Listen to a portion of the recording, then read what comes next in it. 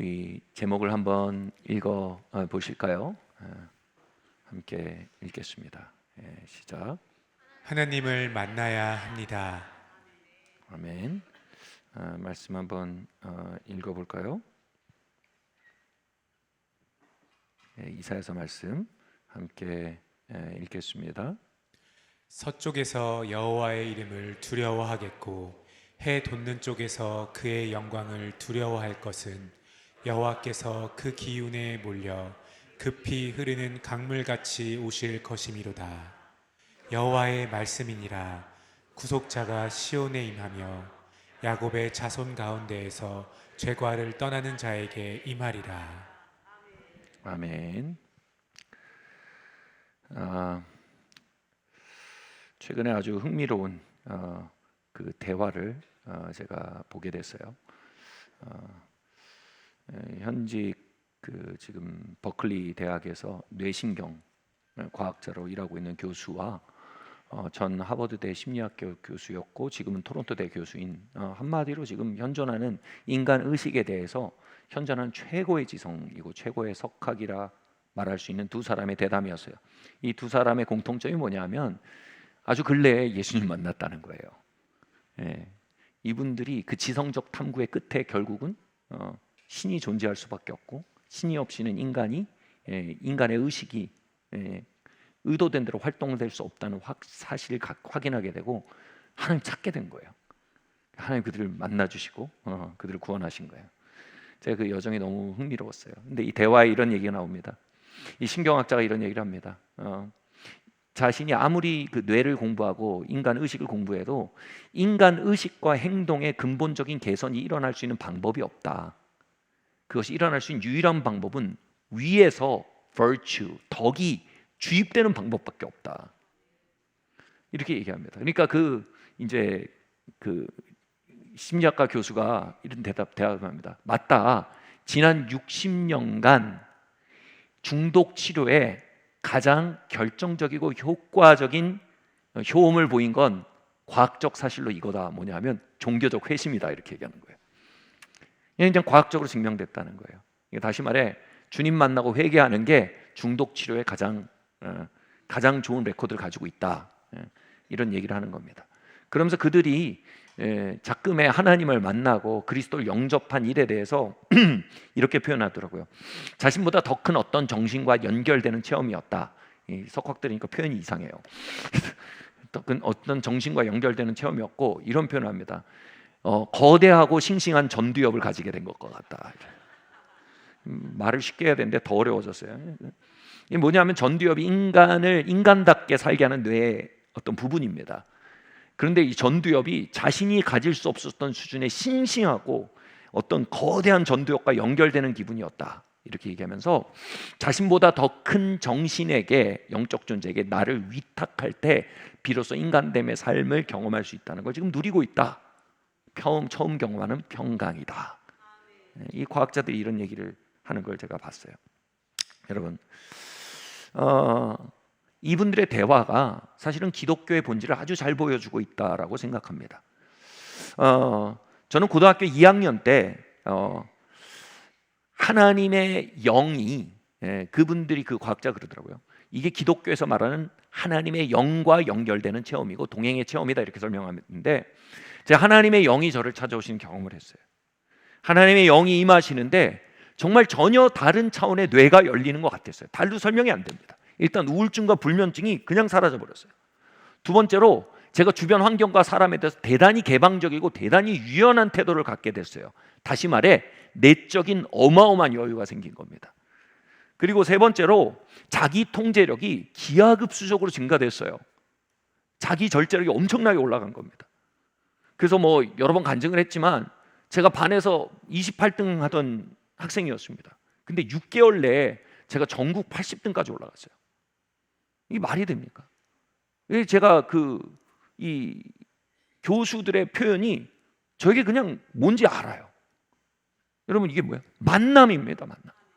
기독교는 창조주가 피조물을 만나 주시는 사건입니다. 근데 그럼에도 불구하고 이 모든 제게 있었던 일들이 다 부산물로 느껴지고 저에게 가장 기적적인 큰 변화가 뭔지 아세요? 그건 뭐냐면 나보다 더 큰 정신이 나와 연결돼 있다는 감각이었습니다. 나를 엄청 사랑하고 나보다 엄청 똑똑하고 나보다 엄청 큰 어떤 초월적인 존재와 내가 연결돼 있다라는 의식 자체가 가져오는 환희, 평화, 찬양, 이게 기독교예요. 그 예배를 드리는데 이전에는 종교 활동이었습니다.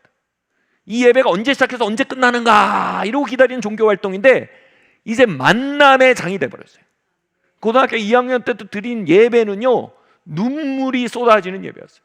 나보다 더 큰 존재를 대면하고 그의 정신과 나의 정신이 소통하고 그가 가진 절제력과 그가 가진 통치력과 그가 가진 사랑과 그가 가진 위대함을 담는 그릇이 되는 그 아름다운 순간이 예배였던 것입니다. 아멘. 그래서 정말 눈물을 많이 흘리는 예배가 시작됐어요. 기독교는 교리의 집합체가 아닙니다, 여러분. 기독교는 조직이나 단체는 더더욱 아닙니다. 기독교는 아브라함을 찾아가셔서 본토 친척 아비집을 떠나 내가 내게 지시할 땅으로 가라라고 부르신 음성이 기독교입니다. 왜 본토 친척 아비집 어디 좌표를 찍어준 것도 아니고 주소를 준 것도 아니고 내가 내게 지시할 땅으로 가라라는 말은 뭡니까? 이건 뭐예요? 진행형 미래입니다. 다시 말해 내가 나의 음성이 너와 함께 걸을 것이고 나의 음성이 너와 함께 걸어가면 너의 인생을 열 것이다 라는 약속입니다. 네가 익숙한 세계가 아니라 나와의 동행을 따라 살라라는 초청입니다. 여러분, 그 초청이 기독교입니다. 두 번째로요, 가시던 불에서 타는 불로 임하여서 모세에게 나는 스스로 있는 자다 라고 말씀하시며 모세를 부른 그 가시던 불의 불, 여러분, 그게 기독교입니다. 그리고 오순절 다락방에 불의 혀가 갈라지는 것처럼 임하여서 각 사람 위에 머물러 있게 되고 그들의 삶이 그 만남으로 인해 담대한 증인으로 일어나게 됐던 그 사건, 이게 기독교입니다. 또한 사울이 다메섹 도상에서 말을 타고 달려가다가 주님이 빛으로 신방하시니까 사울이 말 위에서 굴러 떨어지고 회개하고 사도 바울로 변화된 만남의 사건, 이 하나님의 주권적인 만남의 사건, 여러분, 이게 기독교입니다. 기독교는 인간의 종교 활동이 전혀 아닙니다. 기독교는 하나님이 인간을 만나시는 주권적인 하나님의 활동 자체입니다.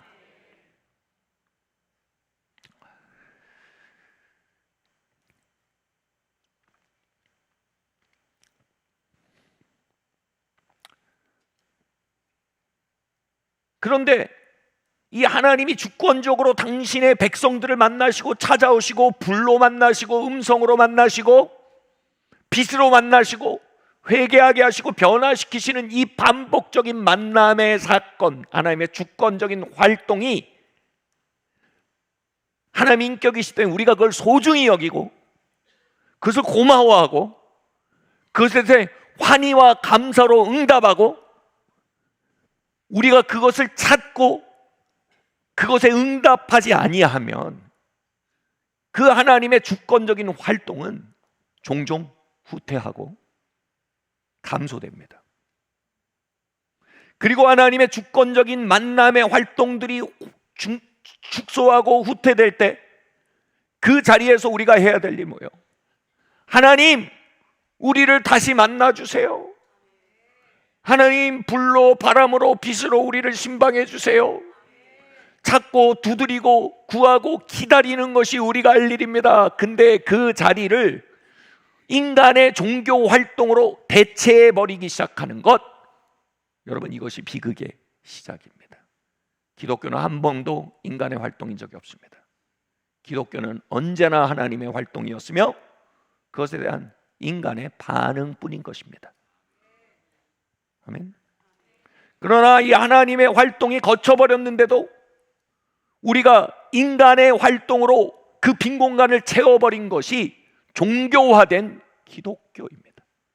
마틴 로이드 존스가 이렇게 말했습니다. 기독교의 최대의 적은 종교화된 기독교다. 여러분, 기독교의 최대의 적은 불교가 아닙니다, 여러분. 기독교의 최대의 적은 무슬림도 아닙니다, 여러분. 기독교의 최대의 적은 신천지나 통일교도 아닙니다, 여러분. 기독교의 최대의 적은 만남이 거쳐버렸는데 그 빈자리를 인간의 활동으로 다 메워버린 종교 활동으로서의 기독교입니다. 하나님의 임재와 종교는 서로 반비례할 수밖에 없습니다. 그렇게 우리가 기독교를 우리 자신의 활동으로 만들어버리고 채워버린 것에 대해 팀 켈러가 뭐라고 말합니까? 우리가 만든 하나님, 이렇게 말합니다. 우리를 만든 하나님을 섬겨야 되는데, 그죠? 우리를 만든 하나님은 여전히 우리를 찾아오시고, 할렐루야, 우리를 만나시고 우리를 불붙게 하시기 원하시는데, 그 하나님은 증가되고 감소되고 없어졌는데 우리 종교 활동으로 꽉 채운 게 우리가 만든 하나님이 되는 거예요. 우리가 만든 하나님을 두 글자로 성경에서는 우상이라고 합니다. 우상이란 단어가 어디서 나왔습니까? 모세와 함께 하시는 하나님이 모세가 시내산에 올라가니까 이스라엘 민족 안에 임재가 거치는 경험을 했습니다. 하나님이 그들 가운데 구름 기둥과 불 기둥으로 함께 하시고 만나와 메추라기를 먹이시고 기적과 이슬을 베푸시고 하나님의 임재로 그들을 덮으시는 그 일들이 순간적으로 모세와 함께 거쳐버린 거예요. 그럼 그들이 거기서 할 일이 뭐예요? 하나님, 우리에게도 임해 주십시오. 모세의 하나님, 나의 하나님이 되어주세요. 하나님을 구하고 찾고 두들고 그것을 소중히 여겨야 할 거 아닙니까? 그런데 그 빈자리를 어떻게 했습니까? 금송아지를 만들고 뭐라고 했습니까? 이것이 우리를 저 애굽에서 불러낸 하나님이다. 바알이라고 안 했어요. 아세라라고 안 했습니다. 하나님이라고 했습니다. 그들은 그들이 손으로 움직일 수 있는 하나님을 만들었어요. 바알을 섬긴 게 아니에요. 자신이 만든 하나님을 섬긴 거예요. 모세는 시내산에서 불과 구름과 흑암 가운데 역사하시고 만나시고 대화하시고 그 하나님과 있는데, 여기는 자기네들이 만든 하나님 앞에서 춤추고 뛰고 돌았어요. 온갖 종교 활동이 벌어지고 있는 거예요.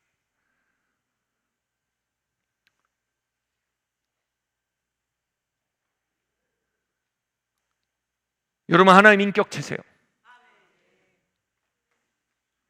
하나님은 당신 자신을 소중히 여기는 사람들에게 함께 하십니다.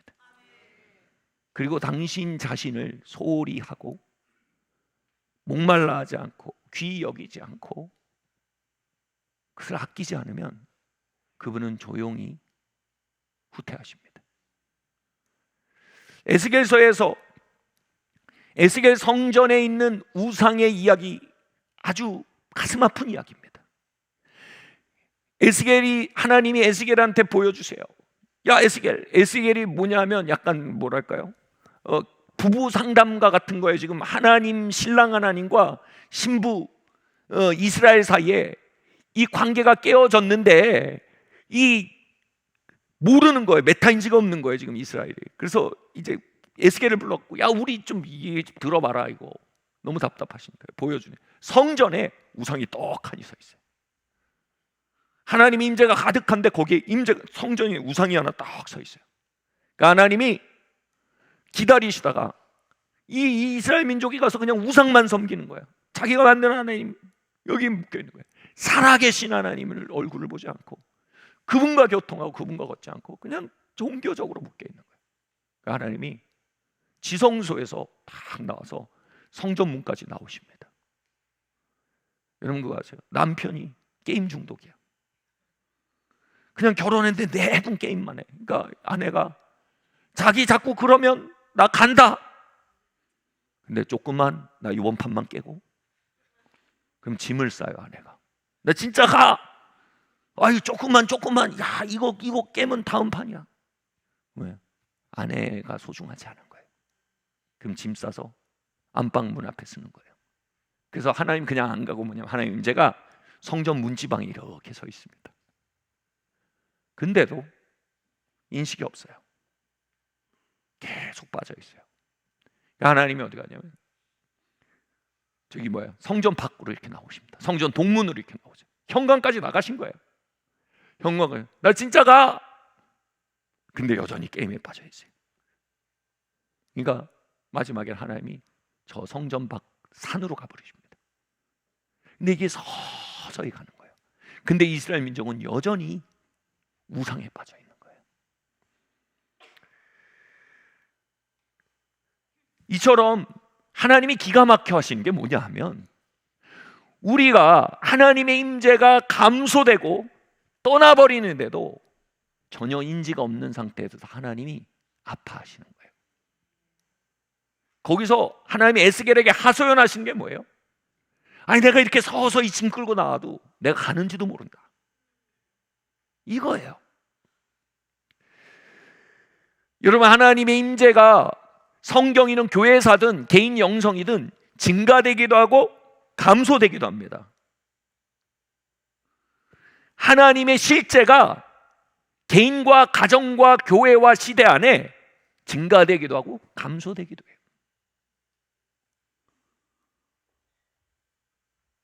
하나님의 임재가 완전히 감소된 때가 바로 엘리 제사장 때입니다. 엘리 제사장이 블레셋과 전쟁을 하기 위해 아들들을 보냅니다. 법궤까지 보냅니다. 근데 완전히 져버려요. 근데 당시의 전쟁은요 그냥 전쟁이 아닙니다. 성전입니다. 성전.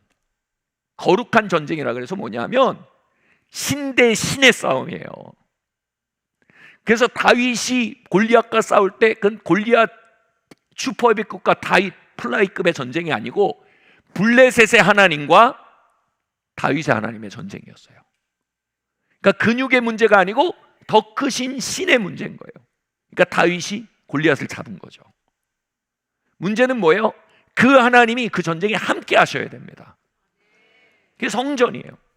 그런데 그들이 가서 하나님 함께 안 하시니까 블레셋을 져버려요. 그리고 법궤까지 뺏깁니다. 그리고 엘리의 두 아들이 죽어버립니다.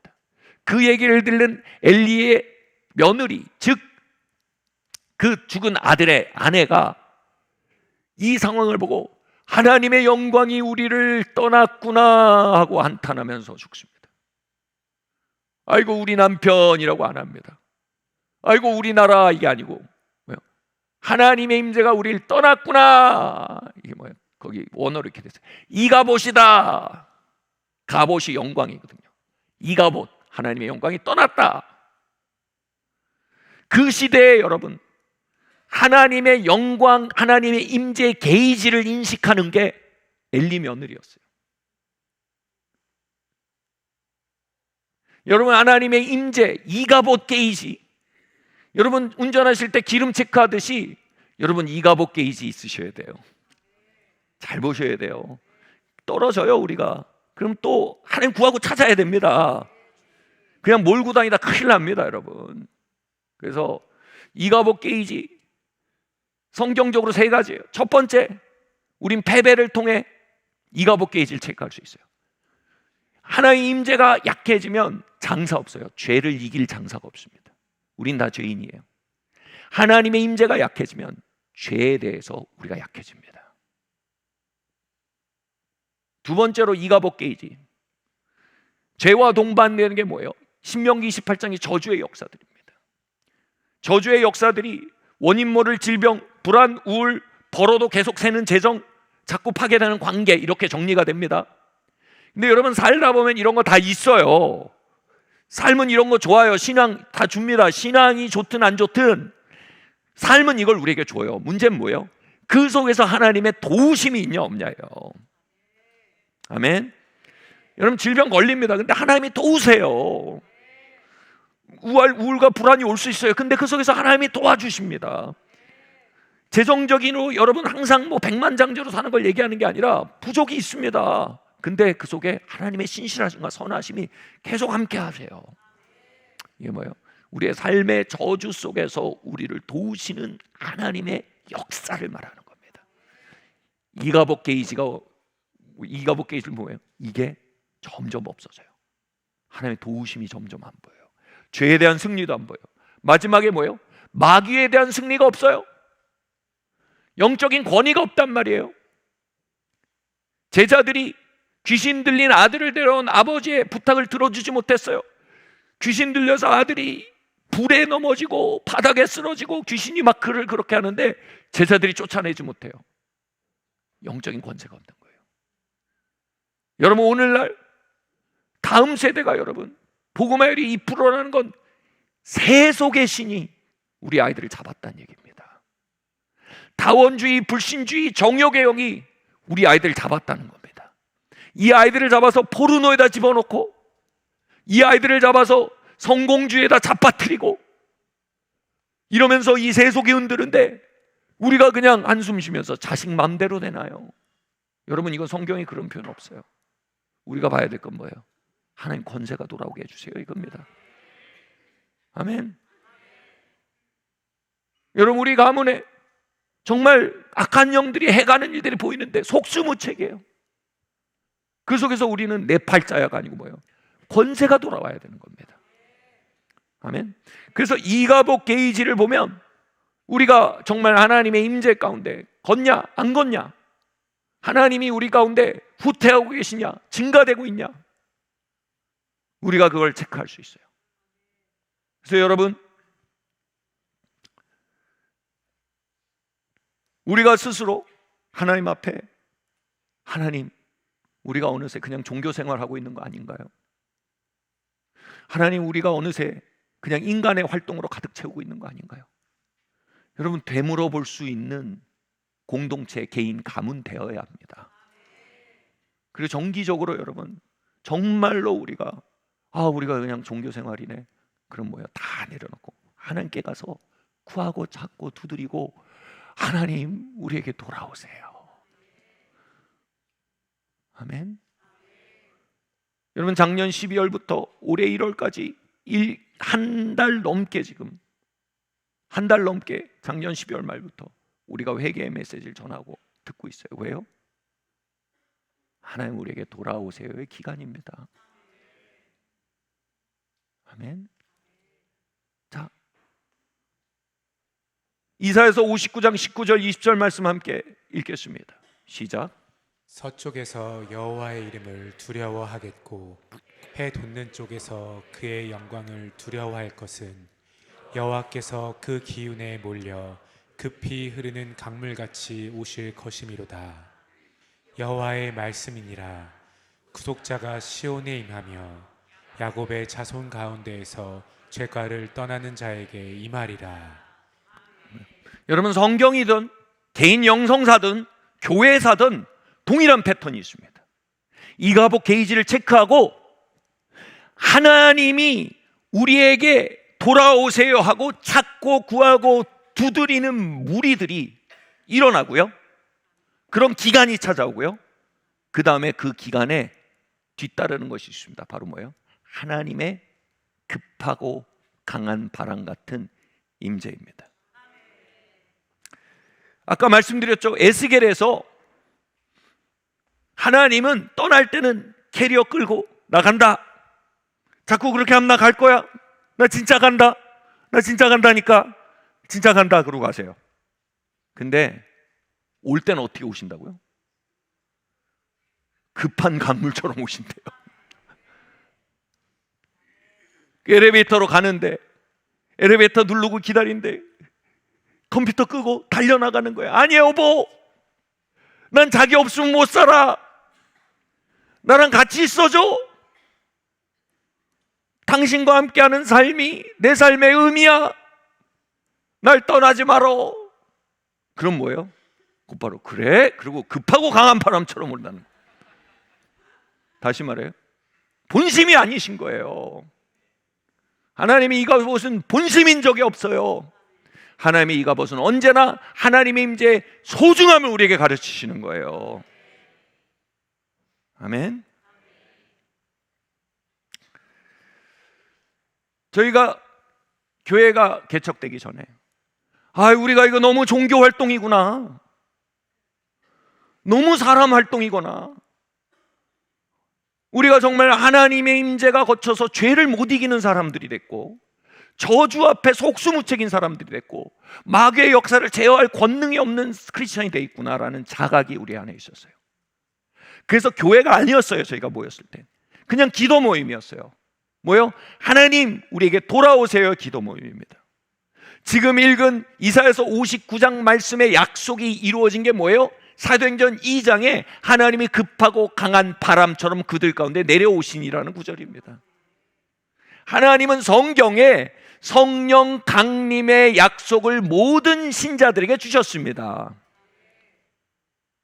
다시 말해, 우리가 하나님에게서 멀어져 있구나, 우리가 그냥 우리 본의적인 종교 활동을 하고 있지, 하나님의 주권적인 만남의 사건들, 예배할 때 불기둥으로 임하시고, 기도할 때 바람처럼 강림하시고, 삶을 살아갈 때 세미한 음성으로 찾아오시고, 아까 그 교수님들 대화처럼 더 큰 전두엽으로 우리의 전두엽에 연결되시고, 더 큰 정신으로 우리의 정신과 동행하시고, 더 큰 영적 실제로 우리의 영혼을 끌어안으시는 그 만남의 사건들이 어느새 약해지고 있는 때에 저희가 그때 청년들이 우리 하나님 찾자, 그 기도 모임을 한 거예요. 근데 저희가 그때 기도 모임 할 때, 찬양할 때 어떻게 했는 줄 아세요? 예배 드릴 때 첫 번째로 우리 악기 쓰지 말자. 모인 사람들이 아주 재능들이 출중했어요.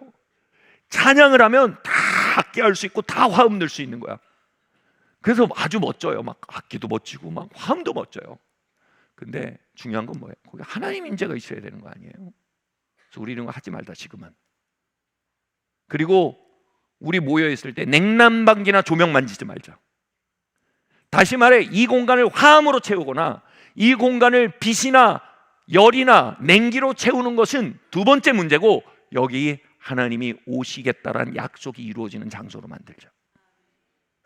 할렐루야. 하나님 반드시 오신다. 우리 하나님 찾자. 그 하나님 없는 빈자리 다른 걸로 메우지 말자. 이렇게 작정을 했어요. 그리고 3개월 동안 악기도 없이 화음도 없이 목소리로만 예배했어요. 하나님 찾았어요. 그리고 하나님이 급하고 강한 바람처럼 그 공간에 찾아오셨어요.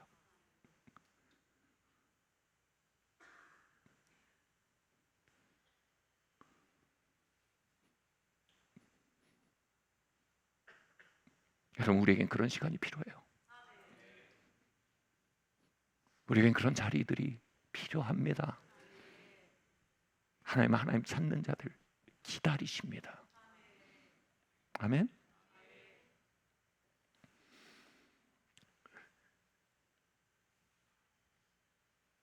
아까 하나님이 우리가 하나님 찾을 때 서서히 오시지 않고 막 강한 바람처럼 오신다는 이 성경의 곳곳의 약속들, 이 약속들은 어쩌면 탕자의 귀양 이야기에 나오는 아버지 이야기와 같은 거예요. 아버지가 동구밭까지 기다리다가 탕자가, 야, 내가 돼지 주엄이나 먹고 있는 팔자가 됐네. 우리 아버지 집에 먹을 게 많은데, 성경에서 음식은 언제나 하나님의 임재와 연결되어 있습니다. 그래서 야, 내가 하나님 임재도 없이 이런 종교 생활이나 하고 있네. 내가 이렇게 죄나 주워 먹고 있네. 그리고 이 삶이 가져오는 저주의 세력 앞에 내가 이렇게 무기력하게 살고 있네. 내 아버지 집에는 거할 것도 많고 먹을 것도 많은데. 일어나서 돌아갑니다. 하나님 자신을 찾아가는 겁니다. 할렐루야. 그러니까 아버지가 동구밭까지 기다리다가 달려 나왔대요. 헬라어로 보면 전력 질주했다는 뜻입니다. 100m 달리기를 하듯이 그 노인이 동구밭까지 서 있다 100m 달리기를 하는데, 문제는 뭐예요? 이스라엘 사람들은 남자도 치마를 입었고 속옷을 안 입었어요. 그래서 전력 질주하면 안 돼요. 절대 해서는 안 되는 일이에요. 근데 전력 질주했다는 건 뭐예요? 동네 구경거리가 됐다는 거예요. 달려가서 그를 끌어안고 키스를 했다는데, 원어로 보면 계속해서 키스했대요. 뺨을 머금막 끼고 키스하고, 그리고 뭐예요? 그의 반지를 끼워줬다는 거예요. 권세를 돌려줬다는 거예요. 신발을 신겨줬다는 거예요. 그의 거룩을 회복시켜 주셨다는 거예요. 할렐루야.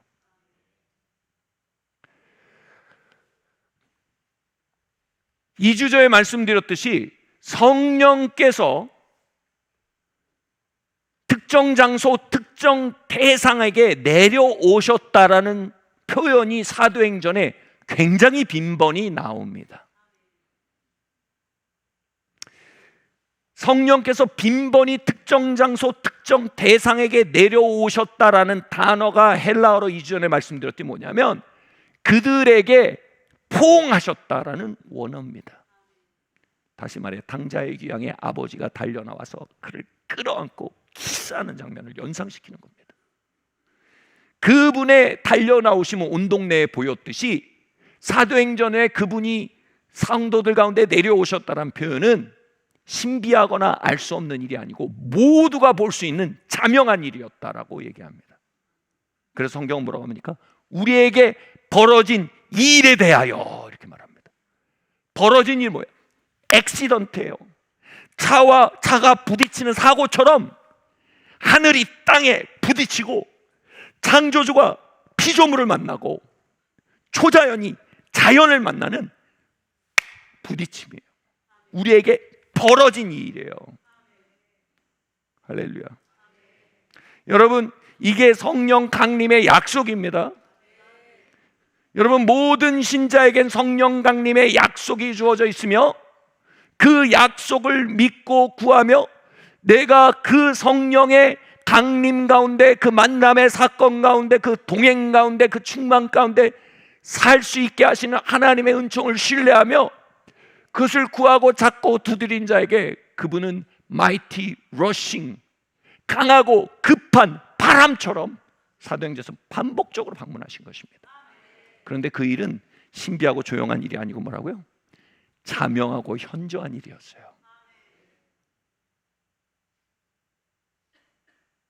제가 고등학교 2학년 때 성령 강림의 은혜를 경험했을 때 그건 대단히 자명한 일이었습니다. 여러분, 그분이 저의 깨어진 심령을 끌어안으시고 창조주가 피조물에게 부닥쳐 오실 때 제가 거기서 정말 엄청나게 오열하고 엄청난 걸 토해내고 그리고 엄청난 거에 의해 채워지는 사건을 일어날 때 그 주변에 있던 사람들이 다 알았어요. 지금 저 사람에게 무언가 일이 벌어지고 있다. 사도행전의 모든 성령 강림의 사건은요, 사람들이 알았어요. 여러분, 거듭남은요 신비하고 조용한 일입니다. 거듭남은요 내 안에 조용히 시작돼서 내가 거듭난지 안 거듭난지 헷갈릴 정도예요. 그런데 여러분, 성령 강림은요 현저하고 확실한 일이에요. 그건 나도 알고 남도 알고 모두가 아는 일이에요.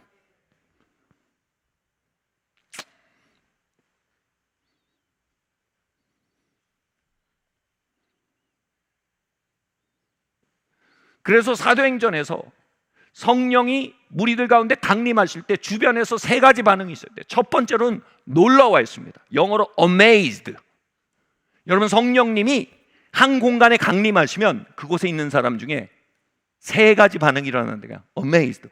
우와! 무슨 일이 벌어지고 있다. 두 번째로 뭐냐면 호기심을 갖는데 이 일이 뭐지? 의아해 한다는 거예요. 궁금함을 갖고 탐색하게 된다.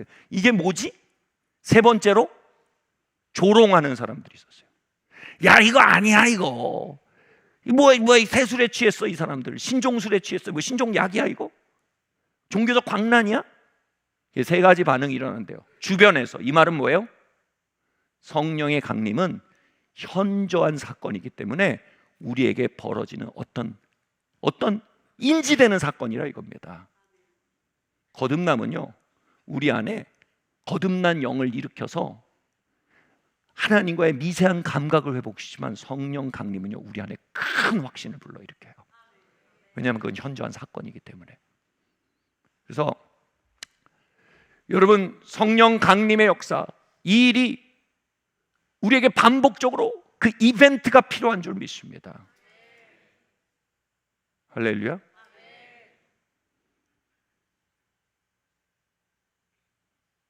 여러분, 만약 이 분단에 성령 강림 언제나 특정 장소 특정 대상입니다. 성령께서 강림하시잖아요. 그럼 알 수 없고 신비한 일로 벌어지지 않아요.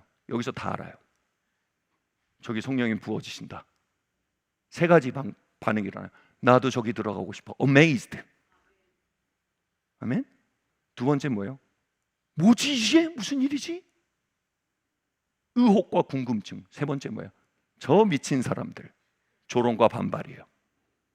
사랑하는 성도 여러분, 이 일이 교회사 안에 언제나 반복적으로 있었고, 그 일은 교회를 살렸습니다. 그 일은 개인을 살렸습니다. 할렐루야. 오늘 이 일이, 제가 오늘이라고 얘기할 수가 없지만, 그건 사람이 정할 수 없지만, 확실한 건 뭐예요? 그걸 찾고 두드리고 구하게 하시는 게 항상 선행적인 일이에요. 하나님이 우리가 하나님 잡아주길 원하신다니까. 그 찾고 두드리고 구하는 자들에게 하나님 이 사건을 일으키시길 고대합니다. 아멘. 전 고등학교 2학년 때 그랬고요.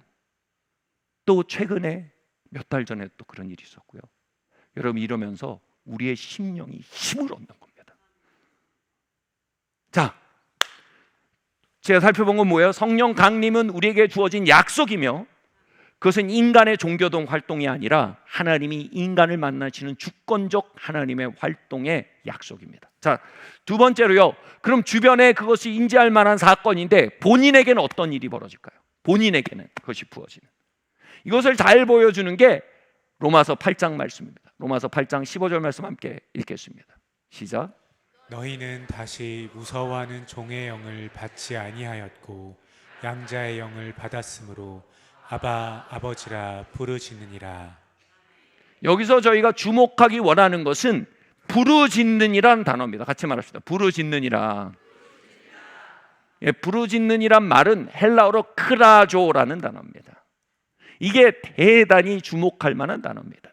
양자의 영을 우리에게 부어주실 때, 즉 성령입니다. 우리 쪽에서는 아바 아버지라고 말하게 되는데, 하나님을 이게 고백이나 깨달음이 아니라 크라조라는 단어를 씁니다. 크라조는 뭐냐 하면 경탄과 환희와 열정으로 가득한 외침이라는 뜻입니다. 자, 이 크라조라는 단어가 성경에서 어디 쓰였는지 살펴보겠습니다. 첫 번째로 예수님이 질병을 고치고 마귀를 내어 쫓는 충만한 능력으로 갈릴리 땅을 걸어 다니셨어요. 바로 그분 위에 하나님의 임재와 능력이 있는 것을 사람들이 보았고 알았고 믿었어요. 그것을 보고 알았고 믿는 순간 어떻게 됐을까요? 소경들과 안진뱅이들이 뭐라고 외쳤어요? 다윗의 자손 예수 그리스도시오 우리를 불쌍히 여기소서라고 성경에 보면 크라조 했습니다. 이 무슨 말인지 아시겠어요? 다시 말해 우리 가운데 궁극의 권위를 가진 실체가 걸어 돌아다니고 계시다는 인지가 올라가고요.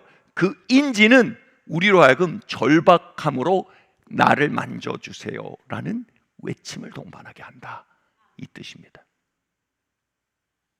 하나님 우리 가운데 일하신다라는 거는요, 우리 안에 부르짖음을 동반합니다. 다윗의 자손 예수 그리스도시요 죄인인 나를 불쌍히 여겨주세요. 할렐루야. 두 번째 크라조는 뭐냐면 억눌렸던 감정과 영적 속박이 분출될 때 동반되는 소리다, 이렇게 되어 있습니다. 다시 말해 예수님이 악한 영을 내어 쫓으실 때 악한 영이 으아 소리를 지르며 떠났더라 할 때 이게 크라조입니다. 성령께서 우리 가운데 강림하시면 우리 안에 억눌려 있던 감정들이 분출됩니다. 다시 말해 마음에 강력한 치유가 일어납니다. 지나가는 말로 여러분 거 다 누르면요 잘 안 벌어져요. 그게 나갈 수 있게 허락해 줘야 돼요. 쪽팔려, 쪽팔려. 난 울지 않을 거야. 이게 뭐예요? 지금 내 감정을 컨트롤하는 게 아니라 뭐예요? 사람 두려움의 영이 성령의 역사를 누르는 거예요. 무슨 말인지 이해하시겠어요? 하나님 두려움과 사람 두려움은 정반대예요. 하나님이 하시려면 뭐 내가 이거 안 해도 하나님 하실 거야. 맞는 것 같은데 사실 미혹이에요. 왠지 아세요? 거긴 정확하게 지금 하나님을 공경하지 않고 사람을 두려워하고 있는 게 정확하게 역사하고 있기 때문에 하나님의 역사가 제한돼 버려요. 그래서 하나님이 우리에게 오시면 이 억눌렸던 감정과 영적인 속박들이 우리를 떠나면서 나타나는 소음들이 동반된대요. 이게 크라조예요.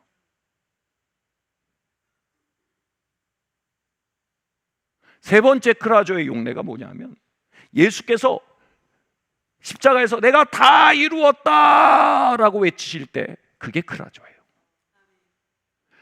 다시 말해 성령께서 오시면 다 이루었다가 헬라어로 뭐냐면 영어로 I paid it all, 내가 다 지불했다라는 선언인데 뭘 지불하셨다고요? 내가 채찍에 맞음으로 너희가 나음을 입었다라는 선언이며 내가 환난을 당함으로 너희가 평화를 얻었다라는 선언이며 내가 가난케 됨으로 너희가 부욕해 되었다라는 선언입니다. 그 강력한 십자가의 선포가 내 안에서 크라조로 터진다는 거예요. 주님이 다 지불하셨습니다. 할렐루야. 그래서 강력한 믿음이 올라오는 거예요. 그래서 성령께서 우리에게 오시면 아바 아버지라 부르짖느니라 이 크라조가 하나님의 역사와 구원 행위에 대해서 우리가 외치며 나를 지나치지도 않으시도록 간구하는 부르짖음을 말하며 억눌렸던 것들이 우리 안에서 끊어지고 해방되고 분출되고 새롭게 될 때 동반되는 소음을 말하며 세 번째로 강력한 믿음과 담대한 확신이 내 안에 일어나서 그 담대한 확신으로 삶을 향해 외칠 수 있는 능력의 소리를 말합니다. 예수께서 채찍에 맞으심으로 내가 나음을 입었다. 이 담대한 외침, 주께서 나를 향해 환난을 당하셨으니 이제 그리스도 예수 안에 전쟁엔 결코 정죄함이 없다 라는 담대한 확신의 외침을 말하는 것입니다. 할렐루야. 여러분, 교회 안에 믿음이 있고 확신이 있습니다. 믿음은 내가 믿는데 나의 믿음 없음을 도우소서, 이게 믿음입니다. 확신은 뭐예요? 증인입니다. 내가 본 겁니다. 내가 들은 겁니다. 내가 경험한 겁니다. 여러분, 법정에서 믿는 사람이 있으면 법정 판결 안 뒤집어집니다. 나는 저 사람이 죽였다고 믿습니다. 그는 증인이 아니에요. 나는 저 사람이 훔쳤다고 믿습니다. 이건 증인이 아니에요. 나는 저 사람이 훔칠 때 몇 날 몇 시 며칠에 봤습니다. 저 사람이 내 걸 훔쳤습니다. 이게 증인이에요. 여러분, 주님은 우리를 믿는 자로 남겨두지 않으십니다. 주님 우리를 증인으로 만드십니다. 할렐루야.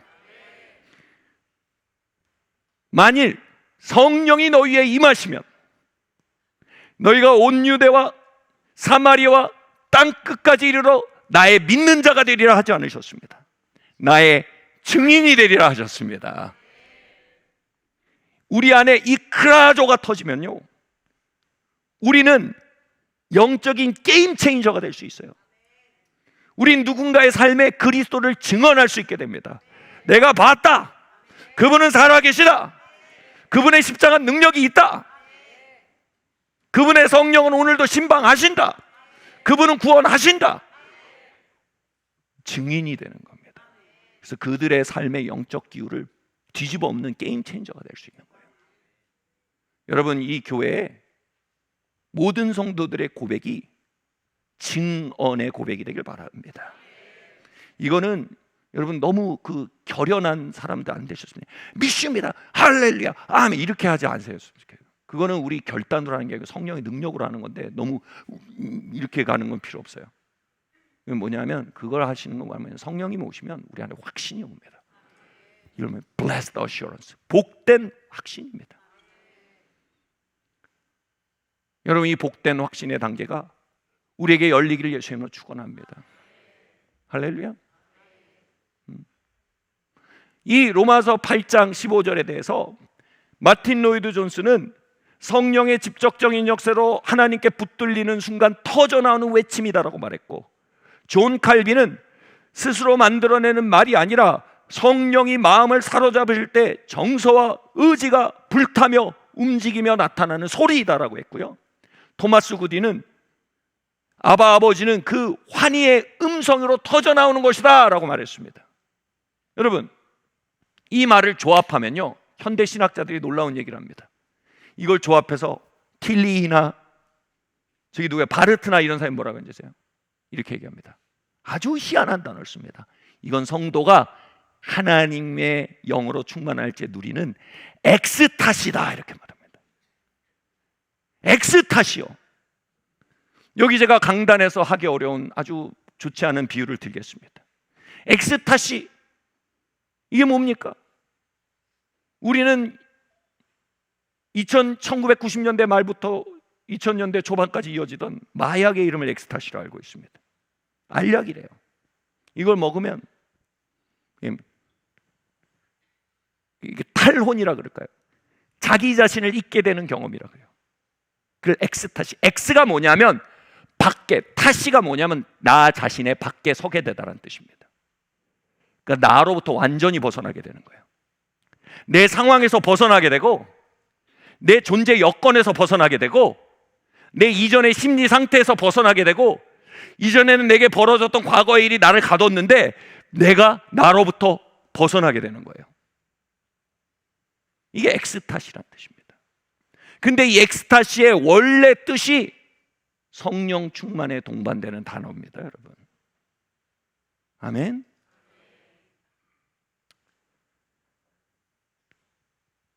다시 말해, 우리가 종교 활동이 아닌 하나님의 복되신 약속, 주권적으로 우리를 신방하시고 만나시는 주권적인 확신, 주권적인 그분의 역사, 다시 말해 성령 강림의 약속을 신뢰하고 믿고 그분에게 나아가서 주님 급하고 강한 바람처럼 우리에게 임해주세요, 내 위에 하수처럼 부어지세요, 주님 내려와 우리를 만나주세요 라고 두드리고 찾고 구하기 시작할 때 그분이 우리를 신방하시면 우리는 우리 자신을 잊고 환희로 가득해 오 하나님 나는 당신의 것입니다 라는 거룩한 엑스타시에 들어가게 된다, 이 말씀이 되는 겁니다.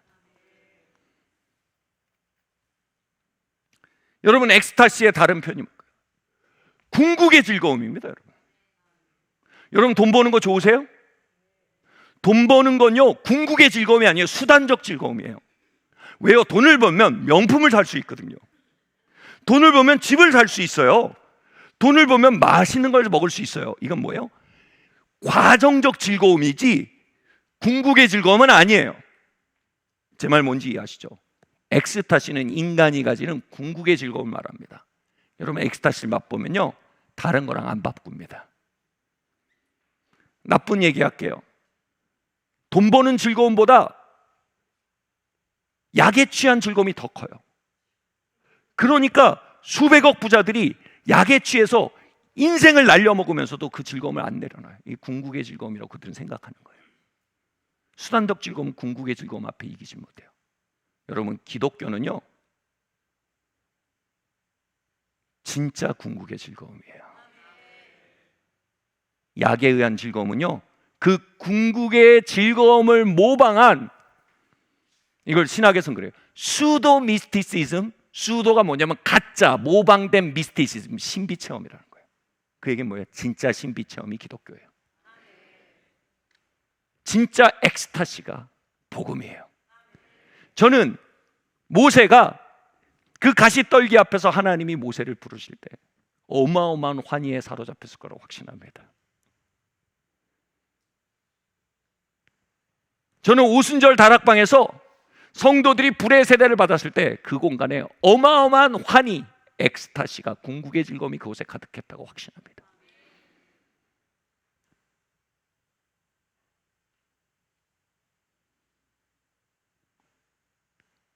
거짓 신비, 만들어낸 약물에 의해 조작된 신비는요, 뇌를 망가뜨립니다. 전두엽을 망가뜨리고요, 성품을 파괴하고 모든 것을 망가뜨립니다. 그런데요, 참 신비는요, 하나님께서 우리에게 영으로 임하셔서 우리를 끌어안아 주시고 우리를 해방시키시고 우리로 하여금 아바 아버지라 부르시는 크라족 가운데 초청하시는 그 환희는요, 경험할수록 더 싱싱하고 더 거대한 전두엽을 가지게 된답니다. 집중력이 더 올라가고요, 도덕성이 더 증대되고요, 주변 사람에 더 유연해지고요, 환경에 대해 좀 더 여유로워지고요, 그리고 더 큰 존재가 나를 붙들고 있다는 안정감 가운데 인생길을 걷게 되고요, 내 존재가 그 더 큰 정신 앞에 작다는 겸손함을 경험하며 그 겸손은요, 그 존재의 나를 의탁할 수 있다는 거대한 해방감을 가져옵니다. 그리고 그 엑스타시는요, 매 순간 명료하게 살아서 명료하게 그 순간에 응답할 수 있는 깨어있음을 가져오고요, 그 엑스타시는 계속적으로 사랑 가운데 성장하게 만들어줍니다.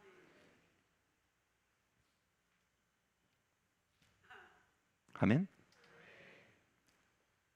그래서 개혁주의의 거장들은 성령 세례의 가장 명료한 증거에 대해 이렇게 말합니다.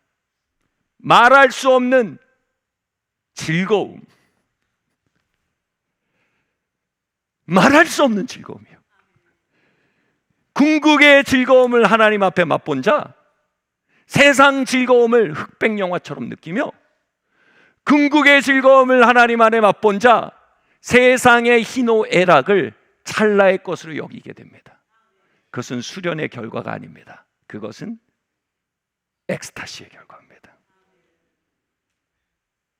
할렐루야. 말씀 마쳐야 될 것 같아요. 출애굽기 33장 말씀 잠깐 읽겠습니다. 13절 18절 말씀 함께 읽겠습니다. 시작. 내가 참으로 주의 목전에 은총을 입었사오면 원하건대 주의 길을 내게 보이사 내게 주를 알리시고 나로 주의 목전에 은총을 입게 하시며 모세가 이르되 원하건대 주의 영광을 내게 보이소서. 자, 이 말씀은요, 우리가 그리스도 예수의 약속으로 말미암는 성령 강림의 맛을 볼수록 과정적 즐거움, 수단적 즐거움에 대해 흥미를 잃게 되고 이제 궁극적 즐거움에 사로잡히게 되면 그가 가지는 단 하나의 소원이 뭔지 아세요? 두 글자입니다. 더요. 그거밖에 없어요. 다른 게 없어요. 더요. 여러분, 궁극의 즐거움을 경험했는데 뭘 더 원하세요? 돈이 더 있었으면 좋겠어요. 그런 생각 안 나요. 더요. 여기 모세라는 사람이 나옵니다. 모세는 하나님의 임재의 즐거움을 맛본 자입니다. 하나님 안에 있는 엑스타시를 아는 자입니다. 그에게 하나님이 와서 말씀하십니다. 내가 내 임재를 이제 거두려고 한다.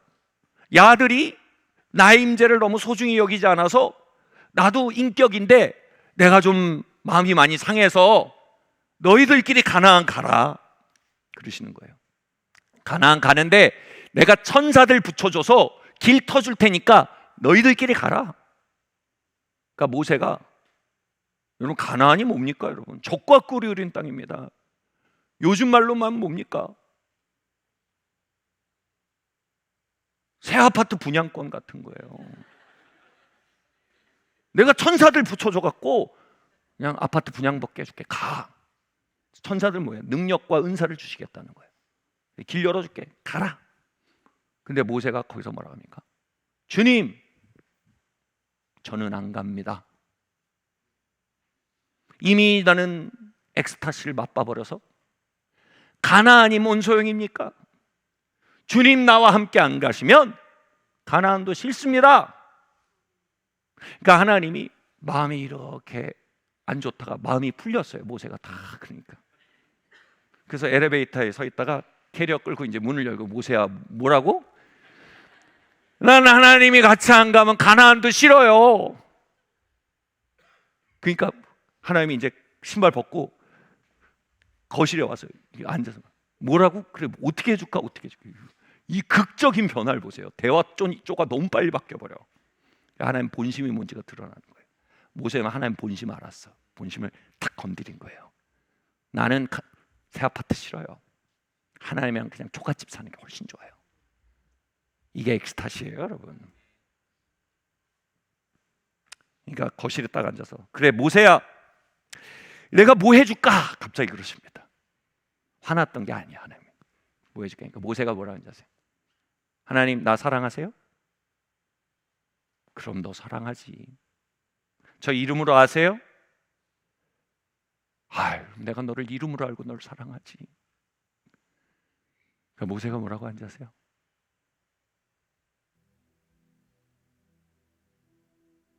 Show me your glory. Show me your face. 하나님, 제게 당신 얼굴을 좀 보여주세요.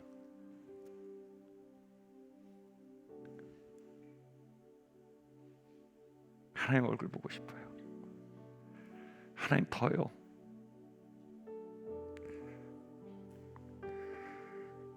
새 아파트 분양도 좋고 좋은데 취직되는 것도 좋은데 하나님 그 모든 게 흑백으로 바뀌는 그 맛을 전 알아버렸어요. 하나님 저에게 저의 궁극의 즐거움이신 하나님 더요. 하나님이 모세한테 얘기하십니다. 모세야, 우리 만나던 그 산에 그 바위 옆 있지? 몇 날 며칠에 가서 거기 있어라. 내가 거기서 너를 만나겠다.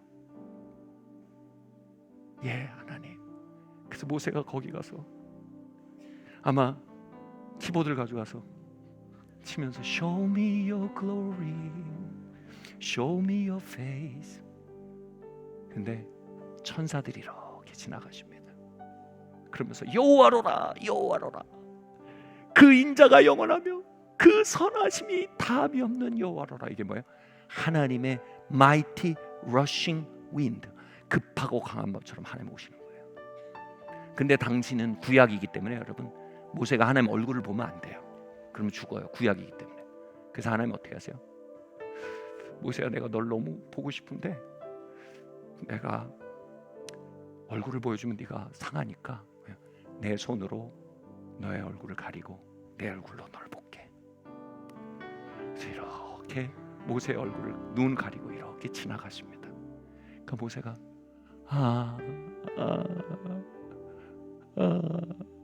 지나가십니다.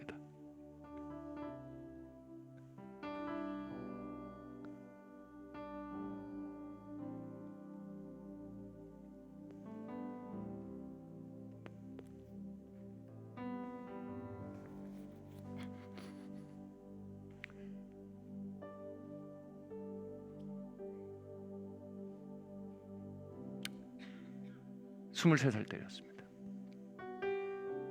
오늘 한 설교 내용 전체가 제 영혼 안에 강타하던데요. 하나님의 얼굴을 보는 즐거움이, 여러분 모세는 하나님 등만 봤는데 우리 하나님 얼굴 볼 수 있어요. 그 즐거움이, 그 궁극의 환희가 맞박할 때였습니다. 어느 날 23살 어느 날 밤에 하나님이랑 저가 만나는 약속 장소가 있어요. 한 교회 지하실인데 요만한 스탠드가 켜져 있는 컴컴한 지하실입니다. 그 스탠드 밑에 이렇게 가면 거기 하나님이 계셨어요. 거기서 저를 만나셨어요. 근데 그날따라 하나님이 너무 많이 오시는 거야. 그래서 엑스타시예요. 나의 모든 여건에서 걸어 나올 수 있게 되고, 나의 모든 한계에서 걸어 나올 수 있게 되고, 나의 모든 과거의 이야기에서 걸어 나와서 엑스타시 밖에 서게 된 거예요. 하나님 앞에요. 그런데 거기서 제 마음에 이렇게 감동하신 것 같아요. 아들아, 내가 무엇 하려 주랴? 내가 무엇 하여 주랴? 여러분 그 순간에 그런 느낌이 있어요. 지금은 구하면 다 올 것 같은 그 느낌이 있어요. 뭐든 구하면 막 하나님 로또요 하면 터질 것 같아. 그런 느낌이 있어요. 네. 아니 그렇게 하나님의 얼굴을 보이시면서 그렇게 물으시면 다른 말 할 수 있는 사람 아무도 없어요. 거기서요 제가 홀린 듯이 말했어요. 하나님 더요. 하나님의 얼굴 보며 살게 해주세요. 하나님 임재의 즐거움 안에 살게 해주세요. 제가 목사 돼서 제 안에 종교적으로 흐를 때에도 하나님 저 붙들어 주셔야 돼요. 하나님 얼굴 보는 환희 가운데 살게 해주세요.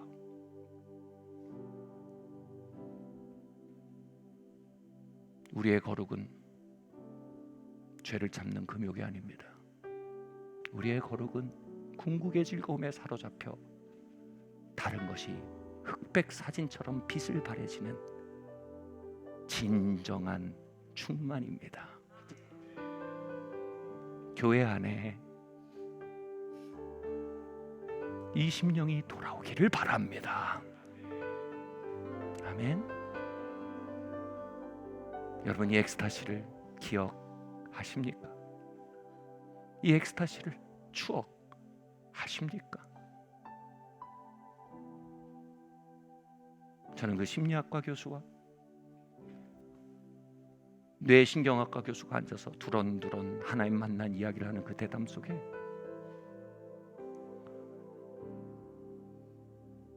오늘도 우리 안에 찾아오셔서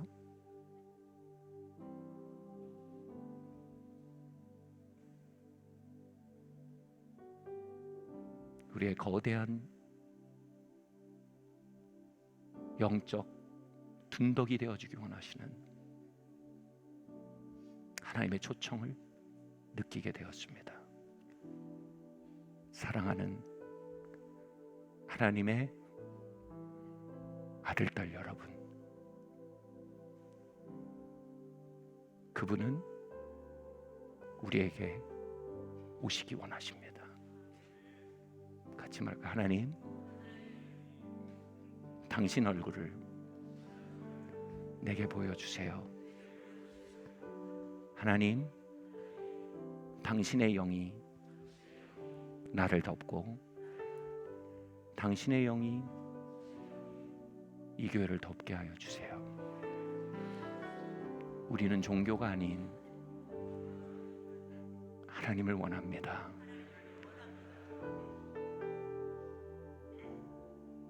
성령으로 강림하여 주세요.